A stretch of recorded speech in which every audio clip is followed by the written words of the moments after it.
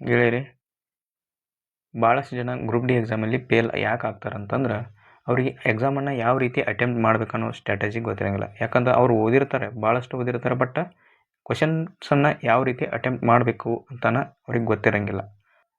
ಮತ್ತು ಒಂದು ಕ್ವಶನ್ ಅಂದ್ರೆ 100 ಕ್ವಶನ್ಸ್ ಇರ್ತಾವೆ, 90 ನಿಮಿಷ ಟೈಮ್ ಕೊಟ್ಟಿರ್ತಾನೆ.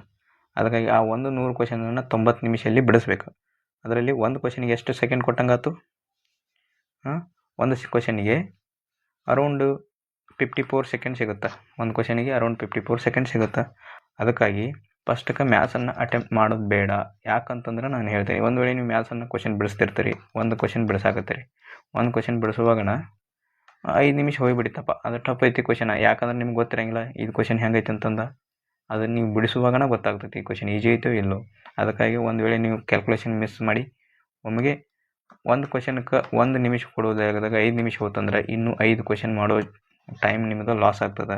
ಇನ್ನೂ ಈಜಿ ಅಂತ 5ರಿಂದ 10 ಕ್ವಶನ್ ಮಾಡುವಂಥ ಟೈಮ ನೀವು 5 ನಿಮಿಷದಾಗ ಕಳ್ಕೊಂಡ್ಬಿಡ್ತೀರಿ. GS ಒಳಗೆ 5 ನಿಮಿಷದಲ್ಲಿ 10 ಕ್ವಶನನ್ನು ಮಾಡ್ಬೋದು ನಾವು. ಅದಕ್ಕಾಗಿ ನಾವು ಮೊದಲು ಯಾವ ಕ್ವಶನನ್ನು ಅಟೆಂಪ್ಟ್ ಮಾಡಬೇಕು, ಯಾವ ಕ್ವಶನ್ ಮಾಡಬಾರ್ದು ಅಂತಂದು ಈ ವಿಡಿಯೋದ ಪೂರ್ತಿಯಾಗಿ ಹೇಳ್ಕೊಡ್ತೀನಿ. ಈಗ ಪೂರ್ತಿ ವಿಡಿಯೋ ನೋಡ್ರಿ ಅಂತ ಹೇಳ್ತಾ, ಈಗ ನೋಡ್ರಿ, ನಮ್ಗೆ ಗ್ರೂಪ್ ಡಿ ಒಳಗೆ ಯಾವ್ಯಾವ ಸಬ್ಜೆಕ್ಟ್ ಇರ್ತಾವೆ ಫಸ್ಟ್ ನೋಡ್ರಿ. ಜನರಲ್ ಸೈನ್ಸ್ 25 ಕ್ವಶನ್ ಇರ್ತಾವೆ, 25 ಮಾರ್ಕ್ಸ್ ಇರ್ತೈತೆ. ಒಂದು ಕ್ವಶನಿಗೆ 1 ಮಾರ್ಕ್ಸ್. ಆನಂತರ ಮ್ಯಾಥಮೆಟಿಕ್ಸ್ 25 ಕ್ವಶನ್ ಇರ್ತಾವೆ, 25 ಮಾರ್ಕ್ಸ್ ಇರ್ತೈತಿ. ಜನರಲ್ ಇಂಟೆಲಿಜೆನ್ಸ್ ಅಂದ್ರೆ ರೀಸನಿಂಗ್ ಒಳಗೆ 30 ಕ್ವಶನ್ ಇರ್ತಾವೆ, 30 ಮಾರ್ಕ್ಸ್. ಮತ್ತು ಇದು ಹೈಯೆಸ್ಟ್ ಕ್ವಶನ್ನ ಮತ್ತು ಹೈಯೆಸ್ಟ್ ಸ್ಕೋರಿಂಗ್ ಸಬ್ಜೆಕ್ಟ್. ಇದನ್ನಂತೂ ನಾವು ಮಿಸ್ ಮಾಡಬಾರ್ದು. ಆನಂತರ ಕರೆಂಟ್ ಅಫೇರ್ಸ್, GK. ಇವು ಕರೆಂಟ್ ಅಫೇರ್ಸ್ GK ಅಂತ ಏನಿದಾವಲ್ಲ, ಇದ್ರಾಗೂ 20 ಕ್ವಶನ್ಸ್ ಇರ್ತಾವೆ, 20 ಮಾರ್ಕ್ಸ್ ಇರ್ತೈತಿ. ಬಟ್ ನಾವು ಈಗಿನ ಕ್ವಶನ್ ಪೇಪರ್ ನೋಡ್ರೆ GK ಅಂದ್ರೆ ನಾರ್ಮಲ್ GK ಅಂತೂ ಕೇಳತ್ತಿಲ್ಲ, ಓನ್ಲಿ ಕರೆಂಟ್ ಅಫೇರ್ಸ್ ಅಷ್ಟೇ ಕೇಳತ್ತಾನೆ. ಈ ಕರೆಂಟ್ ಅಫೇರ್ಸ್ ಅನ್ನೋದು ಒಂದು ಸಮುದ್ರ ಇದ್ದಂಗೆ, ಎಷ್ಟು ಓದ್ರೂ ಕಡಿಮೆ. ಯಾಕಂತಂದ್ರೆ ಭಾಳ ದಿವಸದಿಂದ ನಾವು ಓದ್ಕೊಂತ ಬಂದ್ರೂ ನೆನಪು ಉಳಿಬೇಕಲ್ಲ, ಅತಿ ಹೆಚ್ಚಾಗಿ ಡಾಟಾ ಕೇಳಾಕತ್ತಾನೆ. ಡಾಟಾ ಕೇಳೋದ್ರಿಂದ ನಮಗೆ ನೆನಪು ಉಳಿಯಂಗಿಲ್ಲ. ಆದಷ್ಟು ನಾವು ಇದ್ರಾಗ ಒಂದು 10 ಕ್ವಶನರಿ ಮಾಡೋಕೆ ಟ್ರೈ ಮಾಡಲೇಬೇಕು ನಾವು, ಅಂದ್ರೆ ನಮಗೆ ಬೆನಿಫಿಟ್ ಇರ್ತದೆ. ಇಲ್ಲಿ ನೋಡ್ರಿ, ಯಾವ್ಯಾವ ಕೆಟೆಟ್ ನಾವು ಪ್ರಾಮುಖ್ಯತೆ ಕೊಡ್ಬೇಕಂತಂದ್ರೆ, ಮೊದಲ ಇಲ್ಲಿ ಪ್ರಿಯಾರಿಟಿ ಯಾವ್ಯಾವ ಸರ್ವೋಚ್ಚ ಅಂಕಗಳು ಯಾವುದಕ್ಕೈತಿ? ರೀಸನಿಂಗ್ ಐತಿ. ಹೆಚ್ಚು ರೀಸನಿಂಗನ್ನು ಕ್ವಶನ್ನ 30 ಕ್ವಶನ್ ರೀಸನಿಂಗ್ ಅದಾವು, 30 ಮಾರ್ಕ್ಸ್ ಐತಿ. ಹಾಗಾಗಿ ನಾವು ಇದ್ರೊಳಗೆ ಒಂದು ತಪ್ಪು ಆಗಬಾರ್ದಂಗೆ ಕ್ವಶನ್ ಬಿಡಿಸ್ಬೇಕು. ಇವೇನು ಭಾಳ ಟಫ್ ಇರೋಂಗಿಲ್ಲ ಕ್ವಶನ್ಸ್. ಯಾಕಂತಂದ್ರೆ ನಾವು ಇನ್ನೂ ಮ್ಯಾಥ್ಸ್ ಒಳಗೆ ತಪ್ಪಾಗ್ಬೋದು, ಬಟ್ ಈ ರೀಸನಿಂಗ್ ಮತ್ತು ಮ್ಯಾಥ್ಸ್ ಒಳಗೆ ತುಕ್ಕ ಅಂತಾರೆ. ತುಕ್ಕ ಅಂದ್ರೆ ಏನು? ಗೆಸ್ ಮಾಡೋಂಗಿಲ್ಲ, ಅತಿಯಾಗಿ ಗೆಸ್ ಮಾಡಿ ಹಾಕೋಂಗಿಲ್ಲ ರೀಸನಿಂಗ್ ಮ್ಯಾಥ್ಸ್ ಒಳಗೆ. ಇನ್ನು GK ಮತ್ತು ವಿಜ್ಞಾನದೊಳಗೆ ನಾವು ಗೆಸ್ ಮಾಡ್ಬೋದು. ಫಸ್ಟ್ ಯಾವ ಚಾಪ್ಟರನ್ನು ಅಟೆಂಪ್ಟ್ ಮಾಡಬೇಕು, ಫಸ್ಟಕ್ಕೆ ಯಾವುದು ಸಬ್ಜೆಕ್ಟನ್ನು ಅಟೆಂಪ್ಟ್ ಮಾಡಬೇಕು ಅಂತ ನಾನು ಹೇಳ್ತೀನಿ. ಈಗಿನ ದಿನಮಾನದಾಗ ಈಗಿನ ಕ್ವಶನ್ ಪೇಪರ್ ನೋಡ್ರೆ ಎಲ್ಲ ಕರೆಂಟ್ ಅಫೇರ್ಸ್ ಕೇಳಿದಾರೆ. ಯಾರು ಕರೆಂಟ್ ಅಫೇರ್ಸ್ ಓದಿರಿ ಮತ್ತು ವಿಜ್ಞಾನ ಹೆಚ್ಚು ಯಾರು ಓದಿರ್ತಿರಲ್ಲ, ಫಸ್ಟಿಗೆ ನಾವು ವಿಜ್ಞಾನನ ಅಟೆಂಪ್ಟ್ ಮಾಡಬೇಕು, ಸೈನ್ಸನ್ನು ಅಟೆಂಪ್ಟ್ ಮಾಡಬೇಕು. ಇದನ್ನು ಭಾಳ ಅಂದ್ರೆ 10 ಮಿನಿಟದಿಂದ 10 to 15 ಮಿನಿಟ್ ಒಳಗೆ ನಾವು ಮುಗಿಸ್ಬೇಕು. ನಾವು ಇದನ್ನು 10 to 15 ಮಿನಿಟ್ ಅಷ್ಟೇ. ಇದು ಭಾಳ ಅಂದ್ರೆ 15 ಮಿನಿಟ್ ಅಷ್ಟರೊಳಗೆ ಮುಗಿಸ್ಬೇಕು. 90 ಮಿನಿಟ್ ಒಳಗೆ 15 ಮಿನಿಟ್ ತೆಗೆದ್ರೆ ಎಷ್ಟು ಉಳಿತೈತಿ? 75 ಮಿನಿಟ್ ಉಳಿತೈತಿ. ಈ 75 ಮಿನಿಟ ಇನ್ನು ನೆಕ್ಸ್ಟ್ ಸೆಕೆಂಡ್ ಸಬ್ಜೆಕ್ಟನ್ನು ಫಸ್ಟ್ಗೆ ಈಗಿನ ಕ್ವಶನ್ ಪೇಪರ್ ಹೆಂಗೆ ಬರತ್ತವು? ಸಪ್ರೇಟ್ ಬರತ್ತವು, ಸಬ್ಜೆಕ್ಟ್ ವೈಸ್ ಬರಾಕತ್ತವು. ಮೊದಲು ಹಂಗಿರಲಿಲ್ಲ. ಮೊದಲಿನ ಕ್ವಶನ್ ಪೇಪರ್ ಬೇರೆ ಬರ್ತಿದ್ವು. ಈಗಿನ ಪ್ರಕಾರ ನಾನು ಹೇಳಕತ್ತೀನಿ. ಆನಂತರ GK ಕರೆಂಟ್ ಅಫೇರ್ಸ್ ಏನಿದಾವಲ್ಲ, ಇವರು ಯಾರು ಸ್ಟ್ರಾಂಗ್ ಇರ್ತಾರಲ್ಲ, ಫಸ್ಟಕ್ಕೆ GK ಅಂದ್ರೆ ಇವತ್ತಿನ 20 ಕ್ವಶನನ್ನು ನೀವು 5ರಿಂದ 8 ನಿಮಿಷನ ಮುಗಿಸ್ಬೇಕು. ಇದನ್ನು ಭಾಳ ಅಂದ್ರೆ 5ರಿಂದ 8 ನಿಮಿಷ ಮುಗಿಸ್ಬೇಕು. ಇದನ್ನು ಏನು ಇರೋಂಗಿಲ್ಲ, ಗೊತ್ತಿತ್ತು ಅಂದ್ರೆ ಹಾಕೋದು, ಗೊತ್ತಿರಲಿಲ್ಲ ಅಂದ್ರೆ ಬಿಟ್ಬಿಡೋದು. ನೀವು ಇದ್ರ ಮೇಲೆ ಭಾಳ ಟೈಮ್ ಕೊಡಕತ್ತರ, ನಿಮಗೆ ಗೆಸ್ ಮಾಡೋಕೆ ಭಾಳ ಮನಸ್ಸು ಹೇಳ್ತೈತಿ. ಅದಕ್ಕಾಗಿ ನೀವು ಗೆಸ್ ಮಾಡೋಂಗಿಲ್ಲ ಭಾಳ, ಯಾಕಂದ್ರೆ ಇವು ತಪ್ಪಾಗೋ ಚಾನ್ಸಸ್ ಭಾಳ ಇರ್ತೈತಿ. ಇನ್ನೂ ನಾವು ಸೈನ್ಸ್ದಾಗ ಗೆಸ್ ಮಾಡ್ಬೋದು, ಯಾಕಂತಂದ್ರೆ ಇದ್ರಾಗ ಓದಿದ ನಾಲೆಜ್ ಇರ್ತೈತಿ, ಎಲಿಮಿನೇಷನ್ ಮಾಡ್ಬೋದು. 4 ಆಪ್ಷನ್ದಾಗ ಎಲಿಮಿನೇಷನ್ ಮಾಡೋ ಶಕ್ತಿ ಇರ್ತದೆ. ಬಟ್ GK ಒಳಗೆ ಹಂಗಿರಂಗಿಲ್ಲ, ಅಂದ್ರೆ ಕರೆಂಟ್ ಅಫೇರ್ಸ್ ಒಳಗೆ ಇರೋಂಗಿಲ್ಲ. GK ಸಬ್ಜೆಕ್ಟ್ ಇದ್ರೊಳಗೆ ಇರ್ಬೋದು, ಬಟ್ ಕರೆಂಟ್ ಅಫೇರ್ಸ್ ಒಳಗೆ ಭಾಳ ಕಷ್ಟ, ನೆನಪು ಉಳಿದಿರೋಂಗಿಲ್ಲ. ಆನಂತರ 3 ನಂಬರ್ ಏನು ಮಾಡ್ಬೇಕು ನೀವು ಅಂದ್ರೆ, ಯಾರು ಕರೆಂಟ್ ಅಫೇರ್ಸ್ ಸ್ಟ್ರಾಂಗ್ ಇರಲಿಲ್ಲ ಅಂದ್ರೆ ಅವರು ಇಲ್ಲಿ 2ನೇ ನಂಬರ್ಕನ ನೀವು ರೀಸನಿಂಗ್ ಚೂಸ್ ಮಾಡ್ಬೋದು. 2ನೇ ನಂಬರನ್ನು ರೀಸನಿಂಗ್ ಚೂಸ್ ಮಾಡ್ಬೋದು. ನಾನು ಹಂಗೆ ಮಾಡಿದ್ದೆ, ಯಾಕಂದ್ರೆ ನಂಗೆ ಕರೆಂಟ್ ಅಫೇರ್ಸ್ ಅಷ್ಟು ಗೊತ್ತಿರಲಿಲ್ಲ. ಫಸ್ಟಿಗೆ ನಾನು ಸೈನ್ಸ್ ಬಿಡಿಸಿ ಆನಂತರ ರೀಸನಿಂಗ್ ಬಿಡಿಸಿದೆ. ಆನಂತರ ಮ್ಯಾಥ್ಸ್ ಬಿಡಿಸಿದೆ. ಆನಂತರ ನಾನು ಲಾಸ್ಟಕ್ಕೆ ಕರೆಂಟ್ ಅಫೇರ್ಸ್ ಮಾಡಿದ್ದೆ. ಲಾಸ್ಟಕ್ಕೆ ಒಂದು 10 ನಿಮಿಷ ಉಳಿದಿತ್ತು ಟೈಮ್. 10 ನಿಮಿಷ ಉಳಿದ್ರು ಭೀ ನಾನು ಮತ್ತೆ ರೀಕ್ಯಾಪ್ ಅಂದ್ರೆ ಉಳಿದು ಇವು ಮ್ಯಾಥ್ಸ್ ರೀಸನಿಂಗ್ ಸೈನ್ಸ್ದೊಳಗೆ ಯಾವ್ಯಾವ ಕ್ವಶನ್ ಬಿಟ್ಟಿದ್ನಲ್ಲ ಅವತ್ತನ್ನ ಹೊಳ್ಳೆ ಮರಿ ಚೆಕ್ ಮಾಡ್ಕೊಂಡೆ. ಅಂದ್ರೆ ಮಾರ್ಕ್ ಪರ್ ರಿವ್ಯೂ ಅಂತ ಇರ್ತದೆ. ಇನ್ನೊಂದು ಹೇಳ್ಬೇಕು ನಿಮ್ಗೆ, ಇಲ್ಲಿ ನೋಡ್ರಿ ಇವು ಹಂಗಿರ್ತಾವೆ ಅಂದರೆ ಇಲ್ಲಿ ನೋಡ್ರಿ ಜನರಲ್ ಸೈನ್ಸ್ ಅಂತ ಇರ್ತಿಲ್ಲ, ಮೌಸ್ ಏನು ತೋರ್ಸತ್ತಿಲ್ಲ, ಇದು general science. General science maths reasoning ಮತ್ತು ಜನರಲ್ ಅವೇರ್ನೆಸ್ ಇರ್ತೈತಿ. ನೀವು ಫಸ್ಟಿಗೆ ಏನು ಮಾಡ್ತೀರಿ, ಜನರಲ್ ಇಂಟೆಲಿಜೆನ್ಸ್ ಸೈನ್ಸ್ ಐತಲ್ಲ, ಫಸ್ಟಕ್ಕೆ ನಾವು ಸೈನ್ಸ್ ಅಂತ ಚೂಸ್ ಮಾಡ್ತೀವಲ್ಲ, ಇದ್ರೆ ನಿಮ್ಗೆ ಗೊತ್ತಿರ್ತೈತಿ ಆನ್ಸರ್ ಯಾವ್ದು ಗೊತ್ತೈತಿ. What is the natural source of citric acid ಅಂತ ಹೇಳ್ತಾನೆ. ಸಿಟ್ರಿಕ್ ಆ್ಯಸಿಡ್ ಎದ್ರೋಗಿರ್ತೈತಿ ಅಂತ ಕೇಳ್ತಾನೆ. ಎದ್ರೋಗಿರ್ತೈತಿ, ವಿನೇಗರ್ದಾಗ ಇರ್ತೀವಿ, ಆರೆಂಜ್ದಾಗ ಇರ್ತೈತಿ, ನಿಟಲ್ ಲಿಸ್ಟಿಂಗ್ದಾಗ. ಇದು ಗೊತ್ತಾತ. ಇದು ಗೊತ್ತೈತಿ ಅಂದ್ರೆ ಸೇವ್ ಆ್ಯಂಡ್ ನೆಕ್ಸ್ಟ್ ಅಂತೀರಿ. ಓಕೆ, ಗೊತ್ತಿತ್ತಂದ್ರೆ ಆನ್ಸರ್ ಹಾಕ್ತೀರಿ, ಸೇವ್. ಅವಾಗ ಇದಾಗ ಗ್ರೀನ್ ಕಲರ್ದಾಗ ಕಾಣ್ತೈತಿ. ಮತ್ತು how many elements were known when Mendeleev started his work. ಅವಾಗ ಎಷ್ಟು ಇದನ್ನಿದ್ದು ಅಂದ್ರೆ ತೋರಿಸ್ತಿಂತಾರೆ ಕನ್ನಡದಾಗ. ಮೆಂಡೆಲಿವ್ ತನ್ನ ಕೆಲಸವನ್ನು ಪ್ರಾರಂಭಿಸಿದಾಗ ಎಷ್ಟು ಅಂಶಗಳು ತಿಳಿದಿದ್ವು ಅಂದ್ರೆ ಅವಾಗ ಎಷ್ಟು ಎಲಿಮೆಂಟ್ಸ್ಗಳು ಗೊತ್ತಿದ್ದವು, ಅದ್ರ ಬಗ್ಗೆ ನನಗೆ ಗೊತ್ತಿಲ್ಲ. ಇದು ಗೊತ್ತಿಲ್ಲ ಅಂದ್ರೆ ನಾನು ಏನು ಮಾಡ್ತೀನಿ, ಬಿಟ್ಟು ಹೋಗ್ಬೇಕು. ಗೊತ್ತಿತ್ತಂದ್ರೆ ಆನಂತರ ಇನ್ನೊಂದು ಕೆಳಗಿನವುಗಳು ಯಾವುದು ಬ್ಯಾಕ್ಟೀರಿಯಾದಿಂದ ಕಾಯಿಲೆ ಆಗಿದೆ. ಬ್ಯಾಕ್ಟೀರಿಯಾದ ಕಾಯಿಲೆ ರೆಬಿಸ, ಕುಷ್ಠರೋಗ, ಮಲೇರಿಯಾ, ಎಬೋಲಾನು ವೈರಸ್ದಿಂದ ಬರ್ತೈತಿ. ಕುಷ್ಠರೋಗ ಮಲೇರಿಯಾ ಅದರಿಂದ ಪ್ಲಾಸ್ಮೋಡಿಯಮ್ದಿಂದ ಬರ್ತೈತಿ. ಹಂಗಾದ್ರೆ ರೆಬಿಸ ಇದು ವೈರಸ್ದಿಂದ ಬರ್ತದೆ. ಹಂಗಾದ್ರೆ ಯಾವ್ದು ಇರ್ಬೋದು, ಎಬೋಲಾ ಇರ್ಬೋದು, ಕುಷ್ಠರೋಗ ಬರ್ಬೋದು, ಅಥವಾ ಎಬೋಲಾ ಬರ್ಬೋದು, ನನಗೆ ಗೊತ್ತಿಲ್ಲ. ಹಿಂಗೆ 2 ಆಪ್ಷನ್ದಾಗ ಕನ್ಫ್ಯೂಸ್ ಆಗ್ತೈತಿ. ಕನ್ಫ್ಯೂಸ್ ಆದಾಗ ನೀವು ಏನು ಮಾಡ್ತೀರಿ, ಇಲ್ಲಿ ಮಾರ್ಕ್ ಪರ್ ರಿವ್ಯೂ ಐತೆ ಅಂತ ಕೆಳಗೆ ಇದನ್ನು ಒತ್ತಬೇಕು. ಇದನ್ನು ಒತ್ತಿದಾಗ ಇದು ಚೇಂಜ್ ಆಗ್ತದೆ. 2 ಕ್ವಶನ್ ಅದು ಇಲ್ಲಿ ಇದು ಚೇಂಜ್ ಆಗಿ ನೀವು ಆನ್ಸರ್ ಮಾಡಿರ್ತಿ, ಬಟ್ ಇಲ್ಲಿ ಮಾರ್ಕ್ ಪರ್ ರಿವ್ಯೂದಾಗ ಆಗುತ್ತೆ. ಅಂದರೆ ಇದು ಕೌಂಟ್ ಆಗ್ತೈತಿ. ಕ್ವಶನ್ ಆನ್ಸರ್ಗಳಿಗೆ ನೀವು ಕೌಂಟ್ ಆಗ್ತೈತಿ. ಬಟ್ ನಿಮ್ಗೆ ಆನ್ಸರ್ ಮಾಡ್ದನ ಬರೀ ನೀವು ಹೊಳ್ಳಿ ನೋಡಬೇಕಾಗಿತ್ತು ಅಂದರೆ ಇದನ್ನು ಬರೀ ಮಾರ್ಕ್ ಪರ್ ರಿವ್ಯೂ ಹಾಕಿ ಮುಂದೆ ಹೋಗೋದು ಆಟೋಮೆಟಿಕ್ ಹೋಗ್ತದೆ. ಕೆಳಗಿನವುಗಳು ಯಾವುದು ಎಮಲ್ಷನ್ಗೆ ಉದಾಹರಣೆ ಆಗಿದೆ. ಎಮಲ್ಷನ್ಗೆ ಅಂದರೆ English which of the following is emulsion. ಇದರ ಕ್ಲೌಡು, ಸ್ಮೋಕು, ಮಿಲ್ಕು, ಕರ್ಡು ಯಾವುದಾಗ್ತೈತಿ. ಅದರ ಸ್ಮೋಕನ್ನು ಎಮಲ್ಷನ್ಗೆ ಆಗ್ತೈತಿ ಅಂತ ನಂಗೆ ಗೊತ್ತೈತಿ. ಓಕೆ, ಹಿಂಗೆ ಹಾಕಿ ಮುಂದೆ ಹೋಗ್ತೀವಿ. ಎಲ್ಲ ಹಿಂಗೆ ಆನ್ಸರ್ ಮಾಡ್ಕೊತ ಹೋಗಿ ನಮಗೆಲ್ಲ ಕ್ವಶನ್ ಮುಗಿತಾವೆ. ಬಟ್ ನಿಮ್ಗೆ ಯಾವ್ದು ಆನ್ಸರ್ ಮಾಡಿರುತ್ತೆ, ಯಾವ್ದು ನೋಡೋದಿರ್ತೈತಿ ಅದು ಗೊತ್ತಿರಂಗಿಲ್ಲ. ಅದಕ್ಕಾಗಿ ನೀವು ಇದು ಮಾರ್ಕ್ ಪರ್ ರಿವ್ಯೂ ಹಾಕಿರ್ತಿರಲ್ಲ, ಇದ್ರ ಮೇಲೆ ಕ್ಲಿಕ್ ಮಾಡಿದ್ರೆ ಅದೇ ಕ್ವಶನ್ ಓಪನ್ ಆಗುತ್ತೆ. ಇಲ್ಲಿ ಮಾರ್ಕ್ ಪರ್ ರಿವ್ಯೂ 4 ನಂಬರ್ ಹೋಯ್ತೀನಿ ಅಂದರೆ ಅಲ್ಲಿಗೆ ಓಪನ್ ಆಗುತ್ತೆ. ಆನಂತರ 5 ನಂಬರ್ ಕ್ವಶನ್ ಅಲ್ಲೇ ಓಪನ್ ಆಗುತ್ತೆ. ಹಂಗೆ ನೀವು ಯೂಸ್ ಮಾಡ್ಕೋಬೇಕು ಇದನ್ನು ಎಷ್ಟು ಯೂಸ್ ಮಾಡೋ ಕಲಿತಿರಲ್ಲ ಅಷ್ಟು ನಿಮಗೆ ಬೆನಿಫಿಟ್ ಆಗ್ತೈತಿ. ಯಾಕಂದ್ರೆ ಟೈಮ್ ಭಾಳ ಸೇವ್ ಆಗುತ್ತೆ ಇಲ್ಲಿ. ಹಿಂಗೆ ಸೇವ್ ಮಾಡ್ಕೊಳ್ಬೇಕು ಟೈಮನ್ನು. ಆನಂದ್ರೆ ನೀವು ಹೊಳ್ಳಿ ಬಂದ ಮೇಲೆ ಹೊಳ್ಳಿ ಕ್ವಶನ್ ಈಗ ಇವು ಸಪ್ರೇಟ್ ಅದಾವು, ಈಜಿ ಆಗೈತಿ. ಮೊದಲು ಹಂಗಿರಲಿಲ್ಲ. ಒಂದು 100 ಕ್ವಶನ್ ಎಲ್ಲ ಒಂದು ಲೈನ್ದಾಗ ಇಲ್ಲಿ ತಳಗನ ಬರ್ತಿದ್ವು. ಒಂದು 100 ಕ್ವಶನ್ ಒಂದು ಕಂಟಿನ್ಯೂಸ್ ಬರ್ತಿದ್ವು. 100 ಕ್ವಶನ್ ಬಂದ್ರೆ ಅವಾಗ ನಿಮ್ಗೆ ಸರ್ಚ್ ಮಾಡಿ ಹುಡುಕಾಡಕ್ಕೆ ಟೈಮ್ ಆಗಂಗಿಲ್ಲ. ಅವಾಗ ಇದನ್ನು ಮಾರ್ಕ್ ಪರ್ ರಿವ್ಯೂನ ಹೆಲ್ಪ್ ಆಗೋದು. ಅವ್ರ ಕಲರು ಚೇಂಜ್ ಆಗ್ತೈತಿ, ನೀವು ಎಷ್ಟು ಆನ್ಸರ್ ಮಾಡಿರಿ ಏನು ಅಂತ. ಅದಕ್ಕಾಗಿ ಇದನ್ನು ಹಿಂಗೆ ಯೂಸ್ ಮಾಡಬೇಕು. ಈಗ ನಾನು ಇದನ್ನು ಪಾಸ್ ಮಾಡ್ತೀನಿ. ಈಗ ಮತ್ತೆ ಅಲ್ಲಿ ಹೋಗೋಣ. ಈಗ ಫಸ್ಟಿಗೆ ಏನೇನು ಅಟೆಂಪ್ಟ್ ಮಾಡ್ಬೇಕಂತ ಹೇಳ್ತೀನಿ. ಇಲ್ಲಿ ಫಸ್ಟಿಗೆ ನೀವು ಮೊದಲನೇದಕ್ಕೆ ಸೈನ್ಸ್ ಅಟೆಂಪ್ಟ್ ಮಾಡ್ತೀರಿ. ಸೈನ್ಸ್ ಅಟೆಂಪ್ಟ್ ಮಾಡಬೇಕು. 2ನೇದು ನಂಬರ್ ಯಾರು ಸ್ಟ್ರಾಂಗ್ ಇರ್ತಿರಲ್ಲ ಅವರು ಯಾವ ಸಬ್ಜೆಕ್ಟ ಕರೆಂಟ್ ಅಫೇರ್ಸ್ದಾಗ ಸ್ಟ್ರಾಂಗ್ ಇದ್ರಿ ಅಂದ್ರೆ ಮೊದಲು ಅದನ್ನು ಅಟೆಂಪ್ಟ್ ಮಾಡಬೇಕು. ಇಲ್ಲಾಂದ್ರೆ ರೀಸನಿಂಗ್ ಅಟೆಂಪ್ಟ್ ಮಾಡಬೇಕು. ರೀಸನಿಂಗನ್ನು ಅಟೆಂಪ್ಟ್ ಮಾಡಬೇಕು. ಓಕೆ, ಆನಂತರ 3 ನಂಬರ್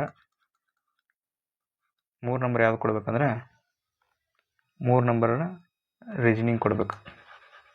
ಇಲ್ಲ 3 ನಂಬರ್ ರೀಸನಿಂಗ್ ಕೊಡಬೇಕು. ಯಾರು ಸ್ಟ್ರಾಂಗ್ ಇರ್ತಿರಲ್ಲ ಇಲ್ಲಿ ಕರೆಂಟ್ ಅಫೇರ್ಸನ್ನು ಮಾಡಬೇಕು. ಲಾಸ್ಟ್ ಇಲ್ಲಿ ರೀಸನಿಂಗ್ ನಿಮ್ಮ ಸ್ಟ್ರಾಂಗ್ ಸಬ್ಜೆಕ್ಟ್ ಯಾವುದೈತೆ ಅದನ್ನು ಮೊದಲು ಮಾಡಬೇಕು. ರೀಸನಿಂಗ್ ಅಥವಾ ಕರೆಂಟ್ ಅಫೇರ್ಸ.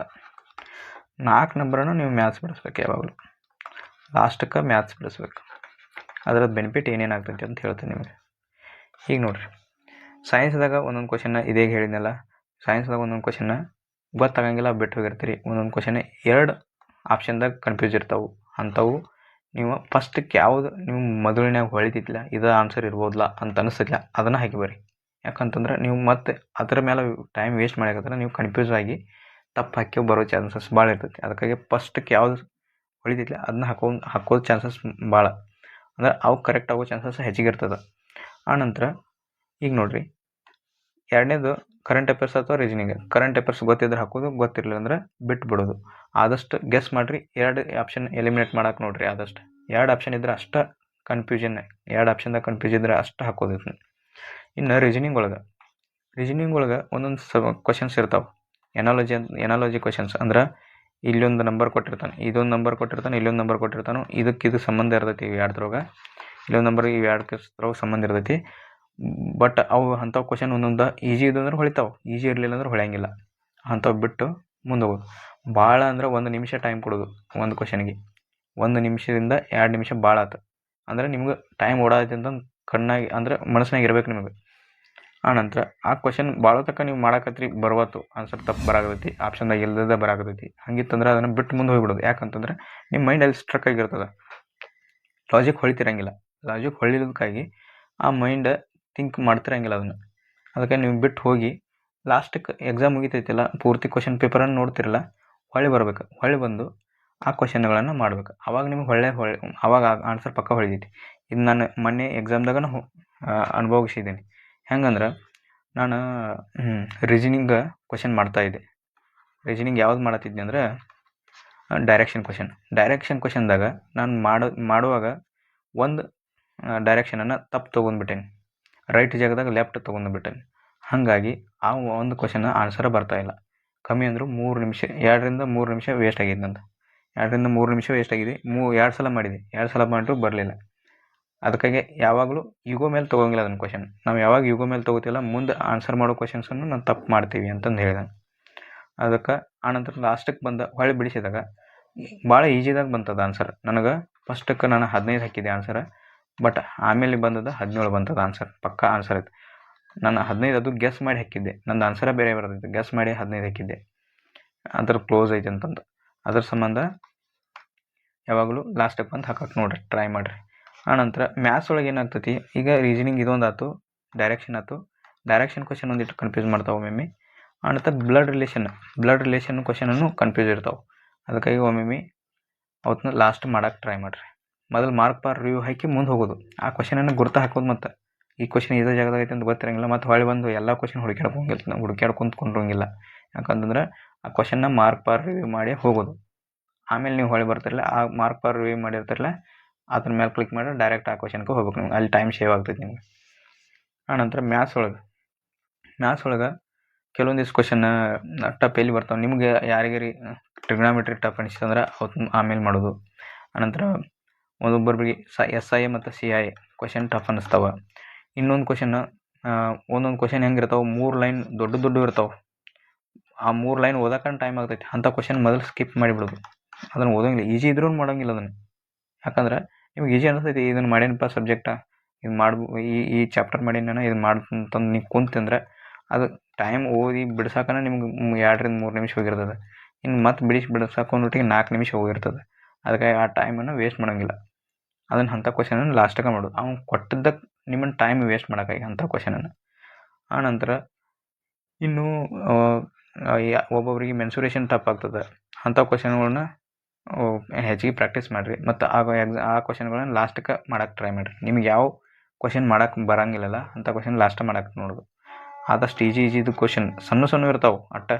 ಒಂದೇ ಲೈನ್ದು ಕ್ವಶನ್ ಇರ್ತಾವಲ್ಲ, ಅಂಥವು ಮ್ಯಾಥ್ಸ್ದು ಮುಗಿಸ್ಬಿಡೋದು. ಒಂದು 10ರಿಂದ 15 ಕ್ವಶನ್ ಅವೇ ಇರ್ತಾವೆ. 25 ಕ್ವಶನ್ದಾಗ 10ರಿಂದ 15 ಕ್ವಶನ್ ಮಿನಿಮಮ್ ಇದ್ದೇ ಇರ್ತಾವೆ. ಅಂಥ ಕ್ವಶನ್ ಬಿಡೋಂಗಿಲ್ಲ. ಹಿಂಗೆ ಮಾಡಿರಿ. ಆನಂತರ ಮತ್ತೇನು ಹೇಳ್ಬೇಕು ನಿಮ್ಗೆ, ಎಲ್ಲ ಮುಗಿದ ಮೇಲೆ ನೀವು ಎಷ್ಟು ಕ್ವಶನ್ ಮಾಡೀರಿ ಅಂತಂದು ಲಾಸ್ಟಿಗೆ ಡಿಸ್ಪ್ಲೇ ಆಗ್ತದೆ. ಅದನ್ನು ನೋಡ್ಕೊಂಬರ್ರಿ. ಮತ್ತು ಮಾರ್ಕ್ ಪಾರ್ ರಿವ್ಯೂದಾಗ ಮೊದಲು ಇಲ್ಲಿ ಟೋಟಲ್ ಕ್ವಶನ್ ಎಷ್ಟು ಆನ್ಸರ್ ಮಾಡಿರಲ್ಲ ಅದನ್ನು ತೋರಿಸ್ತದೆ. ಅದನ್ನು ಎಷ್ಟು, ಆನಂತರ ಮಾರ್ಕ್ ಪಾರ್ ರಿವ್ಯೂ ಮಾಡಿದ್ದು ಅವು ಎಷ್ಟು ಆನ್ಸರ್ ಮಾಡಿರಿ, ಮಾರ್ಕ್ ಪಾರ್ ರಿವ್ಯೂ ಹಾಕಿ ಆನ್ಸರ್ ಮಾಡಿದ್ದು ಅವು ಒಂದು 3-4 ಇರ್ತಾವೆ. ಅಂಥವು ಇವಾಗ ಕೂಡಿಸಿ ಟೋಟಲ್ ಅಟೆಂಪ್ಟ್ ಆಗಿರ್ತದೆ ಅಂತ ಗೊತ್ತಾಗ್ತದೆ. ಅದನ್ನು ನೋಡಿ ಮಾಡ್ಕೊಂಬರ್ಬೋದು ನೀವು. ಇದು 100 ಕ್ವಶನ್ದು ಎಕ್ಸಾಮ್ ಐತಿ. 90 ನಿಮಿಷ ಟೈಮ್ ಕೊಡ್ತಾನೆ.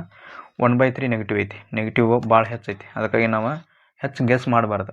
ಗೆಸ್ ಯಾಕೆ ಮಾಡಬಾರ್ದು ಅಂತಂದ್ರೆ 1/3 ಐತಿ. 1/3 3 ಕ್ವಶನ್ ತಪ್ಪಾದವು ಅಂದ್ರೆ 1 ಮಾರ್ಕ್ಸ್ ಹೋಗ್ತೈತಿ ನಿಮ್ದು. ಅದ್ರ ಸಲುವಾಗಿ ಇದು ನಮ್ಗೆ ಈಜಿ ಭಾಳ ಕಡಿಮೆ ಐತಿ ಅನಿಸ್ತೈತಿ, ಕರೆ ಭಾಳ ಟಫ್ ಇದು 1/3 ನೆಗೆಟಿವ್ ಭಾಳ ಡೌನ್ ಮಾಡಿಬಿಡ್ತೈತೆ ಮಾರ್ಕ್ಸನ್ನು. ಅದ್ರ ಸಲುವಾಗಿ ಹೆಚ್ಚು ಅಟೆಂಪ್ಟ್ ಮಾಡೋಕ್ಕೆ ಹೋಗ್ಬೇಡ್ರಿ. ನಿಮ್ಗೆ ಗೊತ್ತಿದ್ದಷ್ಟನ್ನು ಹೆಚ್ಚಿಗೆ ಮಾಡೋಕ್ಕೆ ಹೋಗ್ರಿ. 2 ಆಪ್ಷನ್ದಾಗ ಅಷ್ಟೇ ಕನ್ಫ್ಯೂಸ್ ಇದ್ರೆ ಅಷ್ಟೇ ಆನ್ಸರ್ ಮಾಡೋದು ಹೋಗ್ತೀನಿ. ಮತ್ತು ಮ್ಯಾಥ್ಸು ರೀಸನಿಂಗ್ ಒಳಗೆ ಗೆಸ್ ಮಾಡೋಕ್ಕೆ ಹೋಗ್ಬಾರ್ದು. ಗೆಸ್ ಹೆಂಗೆ ಮ್ಯಾಥ್ಸ್ ಒಳಗೆ ಹೆಂಗೆ ಗೆಸ್ ಮಾಡ್ತೀವಿ, ಈಗ ಒಂದು ವೇಳೆ ಇದ್ರೊಳಗೆ ನೋಡ್ರಿ, ಮೆನ್ಸುರೇಷನ್ ಒಳಗೆ ಒಂದು ವೇಳೆ ವಾಲ್ಯೂಮ್ ಕಂಡುಹಿಡಿಯೋಕೆ ಕೇಳಿರ್ತಾನೆ. ಬಟ್ ನಿನಗೆ ಅದ್ರದ್ದು ಸೂತ್ರ ಗೊತ್ತಾಗುತ್ತೆ ನಿನಗೆ.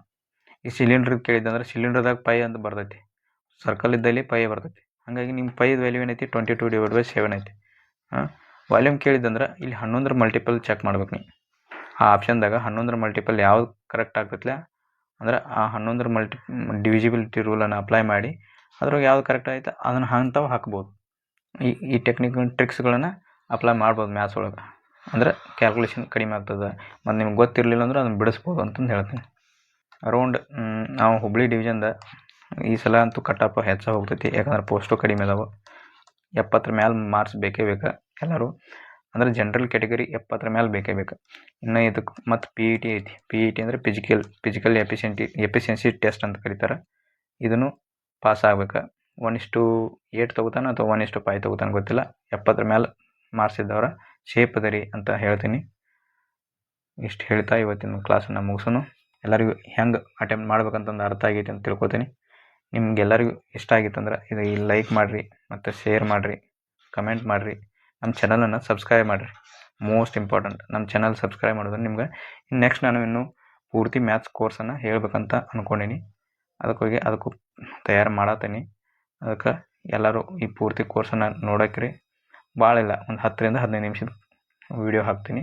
ಅದ್ರ ಮೇಲೆ ನೀವು ದಿನ ನೋಡ್ಕೊತ ಹೋದ್ರೆ ನಿಮಗೂ ಭಾಳ ಪ್ರಾಕ್ಟೀಸ್ ಆಗ್ತದೆ ಮತ್ತು ಎಲ್ಲ ಕಾನ್ಸೆಪ್ಟ್ ಅರ್ಥನೂ ಆಗ್ತಾವೆ. ನಿಮಗೆ ನೋಟ್ಸನ್ನು ಕೊಡ್ತೀನಿ. ಅದ್ರ ಸಂಬಂಧ ಕಂಟಿನ್ಯೂ ಫಾಲೋ ಮಾಡಿರಿ ಅಂತ ಹೇಳ್ತಾ ಇವತ್ತಿನ ಕ್ಲಾಸ್ ಮುಗಿಸೋನು. ಜೈ ಹಿಂದ್, ಜೈ ಕರ್ನಾಟಕ.